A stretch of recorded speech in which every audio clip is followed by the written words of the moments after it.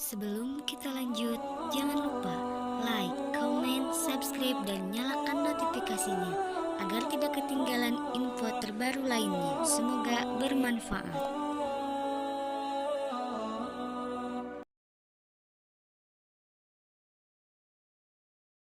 Itu coba baca lagi. Ajaran Katolik itu muncul dari Romawi, Bang. Dengar dulu. Astagfirullahaladzim, Mbak Yusuf. Karena dari latar belakang pengajaran sesat ini tentang yang satu mengutamakan sisi keilahiannya saja tanpa melihat Yesus. Tidak ada pengajaran yang sama dengan Yesus yang memahamkan bahwa Yesus punya sisi keilahian. Tunggu dulu. Tunggu dulu. Yang kedua, juga ada pengajaran Yesus ini hanya manusia. Astagfirullahaladzim. Ini memang sudah ada sejak. Yang ada di dalam pengajaran Yesus, dia Mesias, dia Nabi, dia Rasul atau bukan? Bukan ada sisi keilahian. Dengar dulu. Bahkan dari keadaan ini nampak jelas bahwa sejak awal pergolakan, lihat lagi apalagi terlihat jelas ini di surat Yohanes. Ya. Jadi pengajaran sesat ini sudah dari awal ketika Paulus mengatakan itu tentang Injil-Injil yang lain, ini mau merujuk kepada pengajaran sesat itu yang mengatasnamakan pengajaran Injil, maupun kabar baik itu. Oke, saya tanya kepada Bang Yusuf. Sekiranya Filipus menulis pada masa itu, masuk enggak dalam kategori apa yang diterangkan oleh Paulus dalam Galatia 1 nomor 6 bahwa Injil lain? Masuk enggak? Filipus? Ya. Filipus kan rasul, bagaimana dia dikatakan Injil yang lain? Nah, berarti ketika Filipus mendasari pengajarannya terhadap Injilnya Yesus, nah, kekuatan apa yang Anda ingin bangun bahwa ketika ada coretan-coretan yang mengatasnamakan Filipus itu adalah palsu? Mengatasnamakan Filipus. Begini. Nah, yang sejauh yang ini apa yang diketahui bahwa ketika ada Injil abad ketiga yang paling cepat ya, Injil ini apokrif ini. Meski tidak ada meski nggak ada data menggunakan bukan data ini, bahkan penelitian coba baca di Injil apokrif kekristenan dari sumber kekristenan. Contoh, lihat bagaimana penjelasan di BBC tentang Injil apokrif. Ini bukan tanpa data. Ya, apokrif itu kan artinya disembunyikan, Bang, bukan karena dia palsu. Yang tersembunyi, tetapi tetap gereja tetap tidak menolak. Bukan maksudnya tidak juga membinasakan, tetap menyembunyikan atau menutup, tidak, diberitakan ada itu, bahkan ada dulu ya. Ada itu, masa nggak ada, Bang. Nggak ada. Dikatakan begini di Filipus 49, Bang. Hikmat yang disebut mandul adalah ibu dari semua malaikat. Kekasih yang penyelamat adalah Maria Magdalena. Kekasih sang penyelamat adalah Maria. Sabar ya. Ada kawan tadi, ada kawan. Tunggu bentar. Ya, sekalian aja suruh masuk. Enggak. Ya, bagaimana ulang? Kekasih sang penyelamat adalah Maria Magdalena. Jadi di sini Yesus masih disebut sang penyelamat ini. Kekasih sang, nggak bisa kita pungkiri, Bang Yusuf. Kenapa di kitab yang Anda gunakan saat sekarang masih ada terekam jejak-jejak Yesus dan Maria itu adalah sepasang kekasih.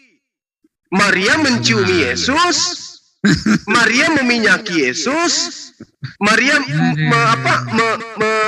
membelai rambut Yesus, mengulas kakinya Yesus, dan seterusnya. Itu seorang kekasih, Bang, dan itu dipertontonkan di depan umum. Bukan di depan umum, itu kan di peristiwa itu apa? Menjelang penyaliban itu. Jadi menjelang itu kan ada mereka buat perjamuan terakhir, dan semua peristiwa itu diceritakan jelas di situ. Kenapa gereja menolak Injil apokrif? Ini satu sebabnya, karena apa? Sudah dipastikan di luar pengajaran rasuli. Kedua, ditulis paling awal pun abad ketiga. Ketiga, Iya, itu bahwa pengakuan gereja, Bang. Itu bukan kan pengakuan. penelitian. Penelitian Terus ini apa? Sementara dengar bahkan dulu. tidak secara ceroboh mengatakan bahwa itu semua terbuka dan sangat jujur. Itu saya Bukan. katakan Ini penelitian di data Kristen itu terbuka. tidak diloloskan ketika konsili pada saat Karena? kitab-kitab di kanon dikarenakan menceritakan Yesus dan Maria itu berumah tangga. Enggak, bukan karena itu. Loh, sekarang begini, Bang. Dimulai, ya. Sekarang begini, secara logika,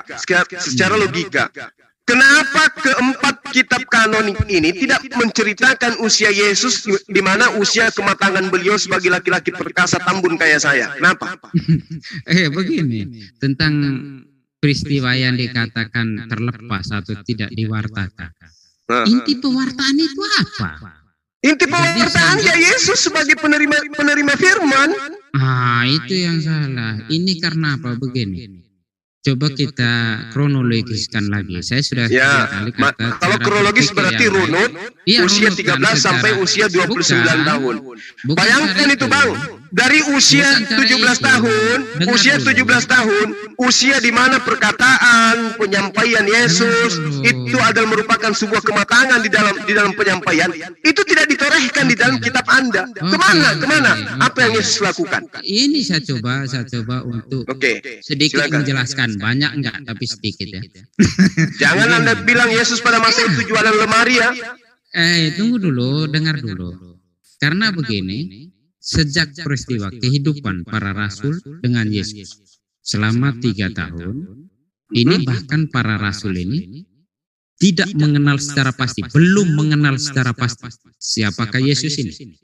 Hanya melalui peristiwa kematian dan kebangkitan Yesus dan turunnya Roh Kudus, para rasul mengenal siapakah Yesus ini. Oleh karena itu pewartaan itu mulai dengan semangat penuh keyakinan bahwa yang bangkit ini adalah Dia yang menyelamatkan.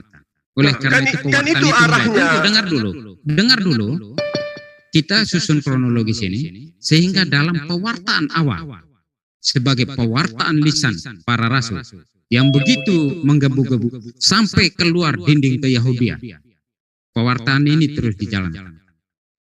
Di samping pewartaan ini mulai muncul suatu cerita yang karena ada cerita tentang Yesus ini begitu macam menjadi sesuatu yang baik bagi bagi pewartaan sehingga mulai ada penyesat itu. Kita lihat semuanya ini supaya bisa mengerti.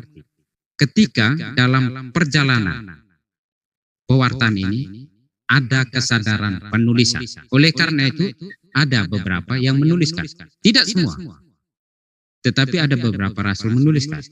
Contoh Yohanes, Matius yang diperkirakan itu. Sedangkan Markus ini diperkirakan juru tulis Petrus ya. Jadi dalam pewartaan ini yang dituliskan ini mau menunjukkan bahwa siapakah Yesus ini sebenarnya.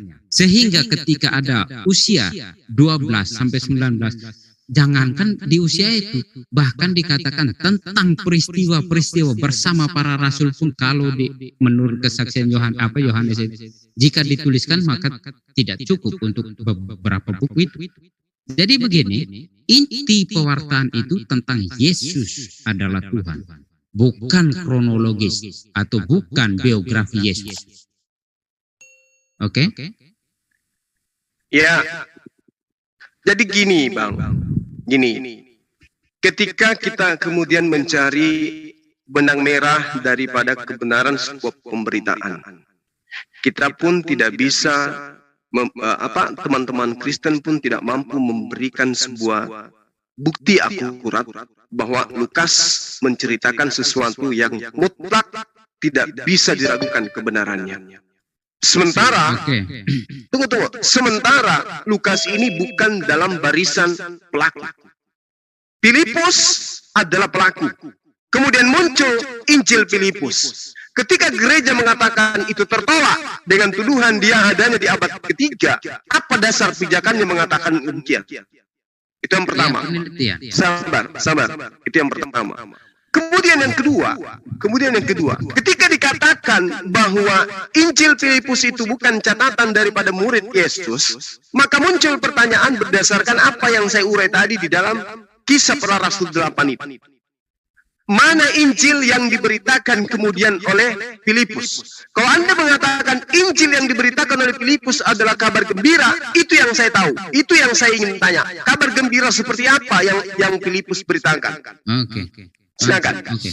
Oke. Pertama, yang jawab tentang Filipus, Injil Filipus itu menurut penelitian. Ya. Jadi aku rasa hanya sesederhana itu, Bang. Bukan, ya karena itu cuman penolakan berdasarkan penyelidikan gitu, penelitian gitu. Penelitian itu tentang Injil Filipus ini sebagai Injil apokrif ini, bahkan dideteksi pun Injil apokrif ini ditulis paling awal pun sejak abad ketiga. Oleh karena itu tidak mungkin masuk itu. Kedua, tentang catatan-catatan Bapak Gereja tidak sedikit pun menyebutkan tentang Filipus menuliskan sesuatu. Oke. Tentang pewartaan yang saya katakan tadi. Yang kedua tadi. Pewartaan apa tadi yang pertanyaan kedua? Ya, yang kedua ketika dikatakan Filipus, mana Injil yang diberitakan oleh Filipus itu? Oke. Mana Injil yang diberitakan? Filipus memberitakan tentang Yesus adalah Tuhan. Dari peristiwa wafat kebangkitan. Itu ngarang itu. Itu bukan ngarang, itu di mana itu Filipus mengajarkan itu di mana? Yang Anda katakan dikutip di Kisah Para Rasul tadi kan Filipus mulai mengajarkan tentang Injil itu. Yaitu kabar tapi Injil yang mana? Yang diberitakan adalah Injil Yesus telah bangkit. Bukan. Di mana Filipus mengajarkan itu? Iya, karena sukacita dari kegembiraan pewartaan itu adalah kebangkitan Yesus. Masa berita tentang gurunya ditikam lambungnya itu berita gembira gimana sih abang ini? Kebangkitan itu. Kebangkitan gimana? Tapi kan pertama disiksa dulu gurunya, ditampar, diludahi, diseret. Masa itu berita gembira? Bukan, berita gembira ini bukan hanya sekedar itu, tetapi inti dari pewartaan tentang kabar gembira ya kebangkitan itu. Tetapi Anda keliru di situ. Saya luruskan sedikit. Kalau Anda mengatakan bahwa kabar gembiranya adalah tentang kebangkitan, itu mustahil, itu hal yang mustahil. Itu kebangkitannya Yesus, berita gembira buat gereja, buat Kristen, tapi untuk murid-muridnya kagak, karena itu adalah berita yang tidak benar. Kenapa saya katakan demikian, Bang? Oke. Mau tidak tahu alasannya? Apa itu? Ada dua. Apa? Pertama, ketika berita kebangkitan itu adalah akurat diberitakan oleh Yesus untuk membuktikan dirinya sebagai Tuhan, maka murid-muridnya tidak akan pernah diceritakan lari tunggang langgang meninggalkan Yesus. Pertama. Oke. Pertama. Satu-satu saya jawab. Oke, silakan. Untuk mengkoreksi itu, Yesus tidak pernah mau membuktikan dirinya sebagai apa-apa. Loh, lalu dari mana Kristen dapat ilmu kalau dia adalah Tuhan? Kalau Yesus sendiri tidak pernah mau membuktikan dirinya adalah Tuhan. Bukan, begini, dengar dulu. Ya. Dari pengertian para rasul. Nah, berarti ngarang bebas para rasulnya. Dari peristiwa katanya tadi nggak ada pembuktian dari Yesus. Begini. Bapak dari peristiwa yang mana? Kronologisnya semasa hidup bersama Yesus itu tidak bisa dilepaskan. Karena apa? Ini sangat mudah sebenarnya mengerti. Bahwa semasa hidup mereka bersama Yesus, mereka belum mengenal secara pasti siapa Yesus. Tetapi melalui peristiwa kebangkitan dan turunnya Roh Kudus, mereka mengenal. Bang Yusuf, begini loh Bang.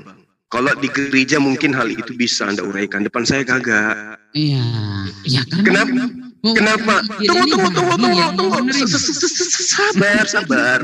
Bang Yusuf, murid-murid Yesus menyaksikan Yesus itu apa? Ketakutan. Hatinya sedih. Ya, karena mati. Murid-muridnya meminta Yesus meminta mereka berjaga-jaga supaya tidak ada yang datang untuk merusak Yesus. Berjaga-jagalah dan berdoalah supaya kamu jangan jatuh ke dalam percobaan. Ini mantap. Iya, ini yang kemudian Yesus pertontonkan kepada murid-muridnya. Sehingga pernyataan terbalik yang dibangun oleh gereja, Yesus bangkit dari kematian, itu sama sekali nggak pernah diajarkan.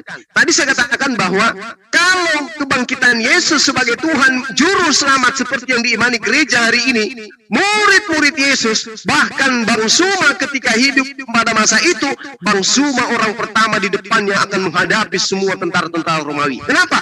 Di belakang saya adalah Tuhan yang akan bangkit. Tunggu Bang Yusuf, sabar. Saya belum klimaks, sabar. Jadi gini, ketika kemudian Anda mengatakan tentang kebangkitan, satu, murid-muridnya lari meninggalkan Yesus. Kedua, Bang Yusuf, secara logika nih akal sehat. Lepaskan atribut Katolik Anda dulu. Ketika kemudian kebangkitan itu adalah satu yang absolut terjadi, maka sudah pasti murid-muridnya tidak meninggalkan Yesus, dan kalaupun meninggalkan Yesus, murid-muridnya setelah damai, setelah penangkapan dan pemakaman, pasti murid-murid akan datang untuk menyaksikan detik-detik kebangkitan Sang Guru. Tapi tak satu pun manusia, Maria Magdalena kagak ada, Yusuf Arimatea kagak ada, Nikodemus yang membawa mayatnya Yesus, jasadnya turun dari salib pun kagak ada, Maria sang ibu yang melahirkan dia pun kagak ada. Kemana orang-orang terdekatnya untuk menyaksikan anaknya bangkit, gurunya bangkit, Tuhannya bangkit? Kemana mereka? Kok ini hiruk pikuknya, euforianya muncul di gereja kemudian? Itu satu, Bang.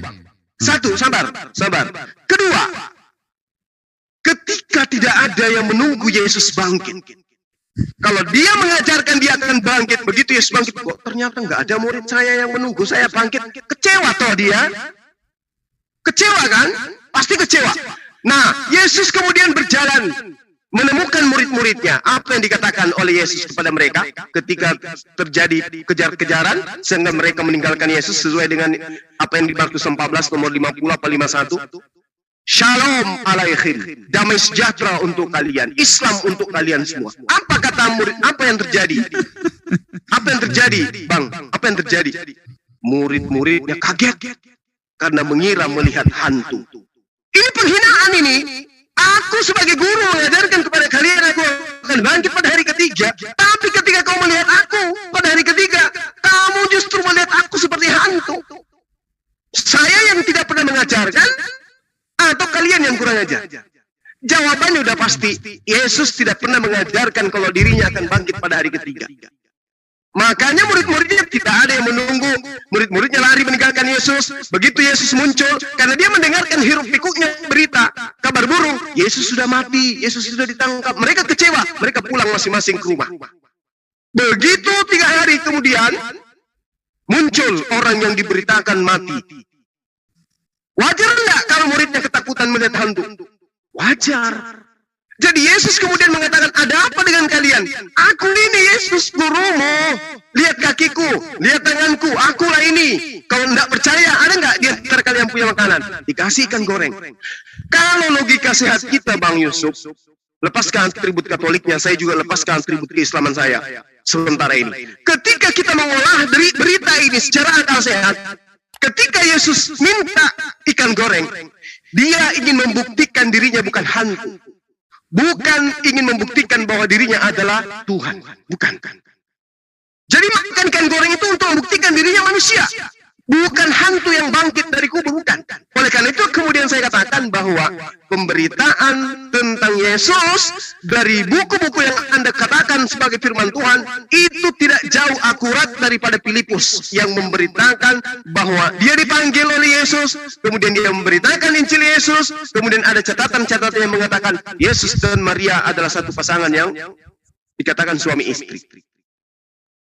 Oke, silakan kembali gunakan atribut Katolik.